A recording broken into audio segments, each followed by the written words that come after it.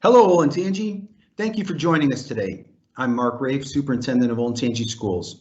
In a few moments, I will outline our thoughts and our One Olentangy Back Together 2020 plan for the 2020-21 school year. A great deal of work by many people has gone into developing a plan that meets our top priorities: facilitating maximum learning for every student and ensuring the safety, health, and well-being of our students and staff. I'd like to begin by thanking many people involved in the development of our plan. First, our Board of Education for giving us, the leadership team, the trust and confidence to develop a course of action that meets the priorities of facilitating maximum learning for every student and ensuring the safety, health, and well-being of our students and staff. Second, our Back to School Committee, comprised of teachers and members of our curriculum team. They looked at all of the teaching and learning issues related to hybrid learning and full remote learning and contributed to the plan in those areas, along with providing the very valuable classroom teacher perspective with regards to returning to school. The committee has representation from all three building levels and 6 different subcommittees, 3 of which are dedicated to special education. The 3 special education committees are working on what this means for students with disabilities and needed important accommodations. More information will be available later this week. Next, the operations team, who have looked at more different types of PPE, cleaning supplies, and safety equipment than can possibly be imagined, and how to operationalize this into our school day. The transportation team, who examined every aspect of being able to safely transport our students. And of course, trying to figure out how to feed all the students has been a huge task, and the food service team has again risen to the challenge. Thanks to all of you who participated in providing feedback by completing a survey.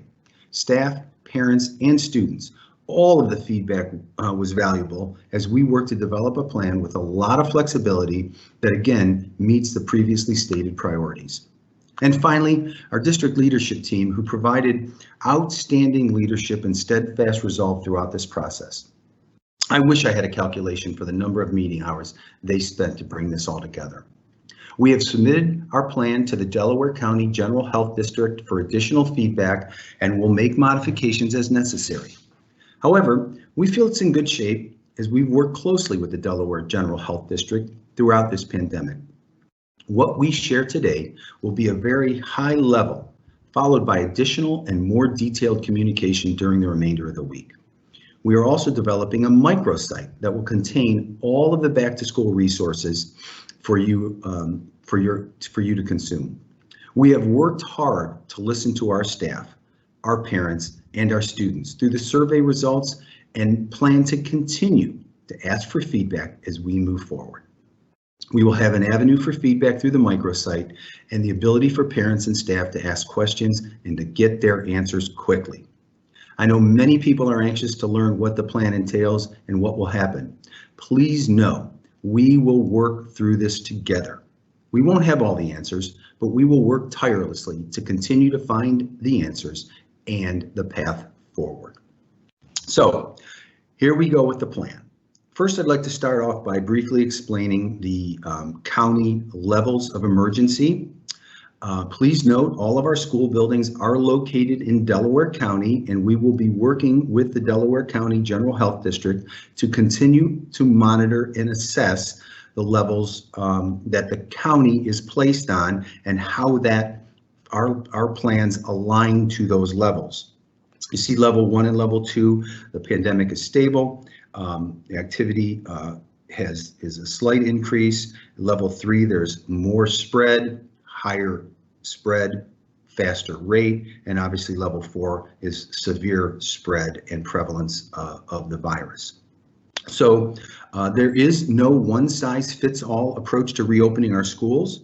However, based on available information from the governor on July 2nd, school districts in Ohio were to create individual plans formed by guidelines and regulations provided by the CDC, the American Academy of Pediatrics, and the Ohio Department of Health.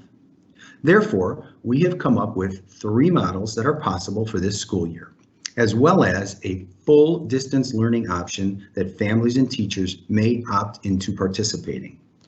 First, there's the daily attendance model, which we have all students in person all 5 days. So as of July 13th, 2020, with the information we have available, our school district would be starting on this full in-person attendance model. The second model is a hybrid attendance model where 50% of our students are in person and 50% of our students are learning remotely. We would follow a schedule that would be similar to our traditional kindergarten schedule, where students attend school 2 days a week, 1 week, and 3 days a week, another. The third option is virtual attendance, and again, depending on what the conditions are within our school district or our county, we would go to a virtual online all 5-day model, similar to what we did last spring. And then the fourth option is an opt-in for a year-long distance learning school with Olentangy teachers. This would be more robust than the virtual attendance model. And again, it's for the people who are considering not sending their children to school, or for staff who would prefer to teach in this distance learning option. So with that, we will be presenting this plan to our Board of Education on July 28th for final approval. We are recommending that we delay the start of school from August 20th to August 31st. This will allow for all of our staff to continue to prepare for a smooth start to school with new safety protocols in place, and will set up our teams for success. More information will be shared about this in the coming weeks.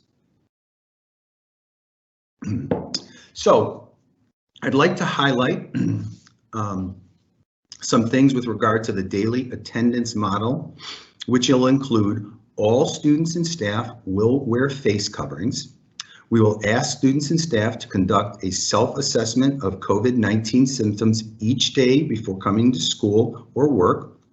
We will implement 3 feet spacing between people whenever possible, as well as one-way traffic patterns when possible in the hallways. In addition, we will expect eligible students to sign up to receive transportation. Students will be assigned seats and hand sanitize upon entrance to the bus. Additionally, students will wear face masks on the bus. Our volunteer and visitor programs will be suspended during this time in order to limit the number of people in the buildings. Each room will have hand sanitizers and frequent hand washing will be encouraged. Meals will be available and lunch space may be expanded to accommodate all students using social distancing. With regard to the hybrid attendance model, some highlights include all students and staff will wear face covering. We will ask students and staff to conduct a self-assessment of COVID-19 symptoms each day before coming to school or work. We will implement 6-foot spacing between people whenever possible, as well as one-way traffic patterns when possible in the hallways. 50% of the students will attend school in person each day, and 50% of the students will be online each day.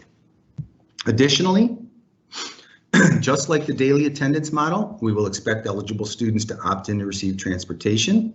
Students will be assigned seats and hand sanitize upon entrance to the bus. Additionally, students will wear face masks on the bus. Our volunteer and visitor programs will be suspended during this time. Each room will have hand sanitizers and frequent hand washing will be encouraged. Meals will be available and lunch space may be expanded to accommodate all students using social distancing.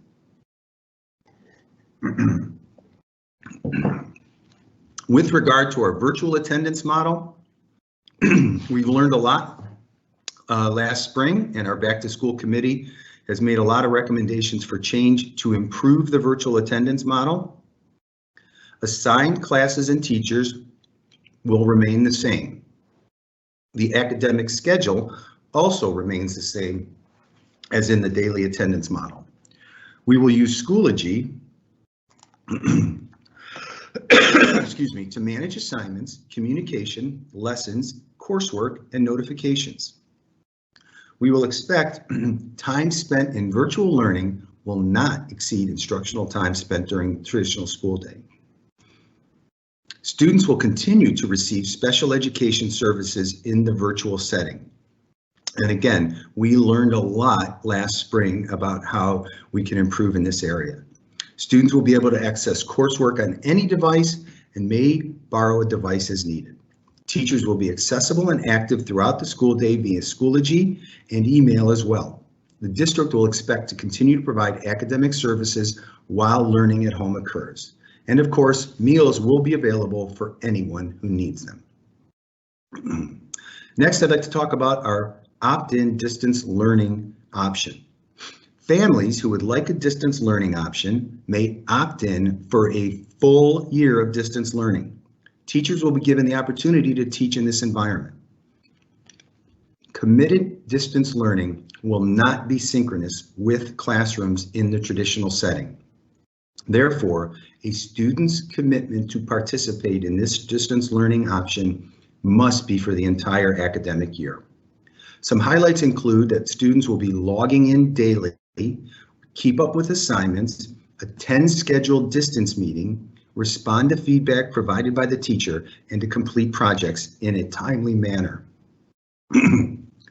Students will be assigned a full complement of classes in grades 6 through 12 in this option, or a permanent homeroom for grades K through 5 to create a continuity of learning throughout the school year.